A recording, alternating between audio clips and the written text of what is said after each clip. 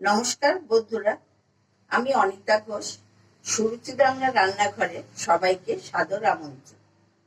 সুরুচি বাংলা রান্নাঘরে আজ আমি নিয়ে এসেছি গোটা সেদ্ধ। এই প্রথা সরস্বতী পুজোর দিনে রাতে রান্না করা হয়, পরের দিন শীতল ষষ্ঠীতে আমরা খেয়ে থাকি। এই প্রথাটি মা ঠাকুমার আমল থেকে আমরা শিখে আসছি, এখনো এই প্রথা আমরা চালিয়ে আসছি।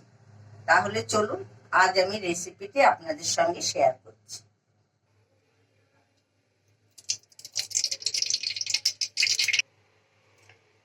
অনেকে গোটা সেদ্ধ মশলা ছাড়াই করে, কিন্তু আমি এটা মশলা দিয়েই করি। আমি দিলাম তেজপাতা, গোটা শুকনো লঙ্কা, গোটা জিরে দিলাম,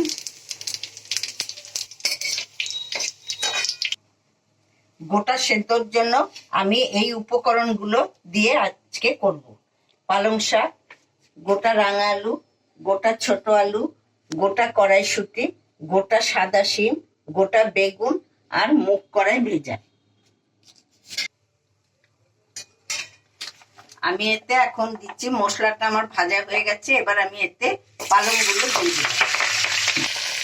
এবার আমি এতে দিয়ে দিচ্ছি গোটা বেগুন, গোটা শিম, কড়াইশুঁটিটা আমি একটু পরে দিচ্ছি।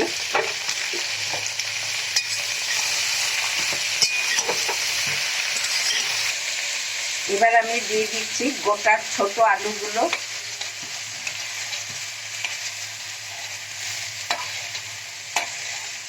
তারপর আমি দিচ্ছি রাঙা আলুগুলো। এরপরে আমি দিচ্ছি এতে হলুদ,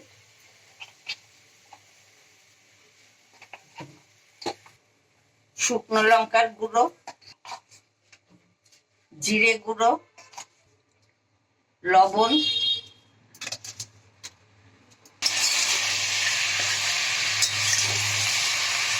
আমি দিচ্ছি গোটা কড়াইশুঁটি।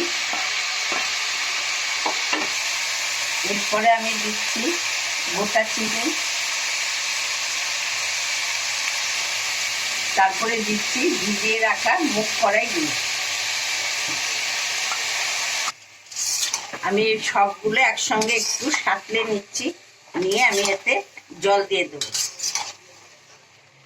এবার আমি এতে দিয়ে দিচ্ছি জল, পরিমাণ মতো জল দিয়ে দিচ্ছি। এবার আমি এটা একটু ঢাকা দিয়ে দিচ্ছি সেদ্ধ হওয়ার জন্য।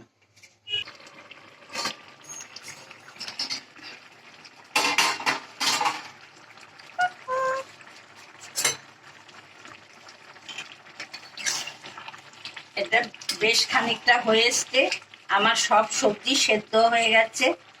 এ দেখুন, বেগুন হয়ে গেছে, শিমও হয়ে গেছে,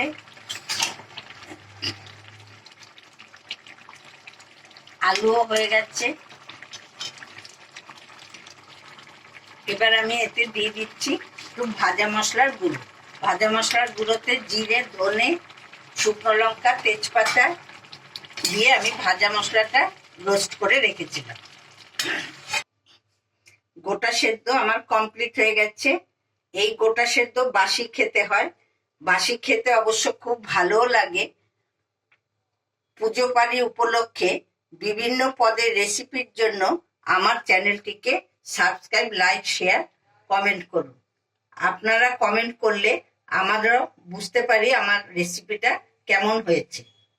আপনাদের শীতল ষষ্ঠী শুভ হোক। আবার পরে আপনাদের সঙ্গে দেখা হবে।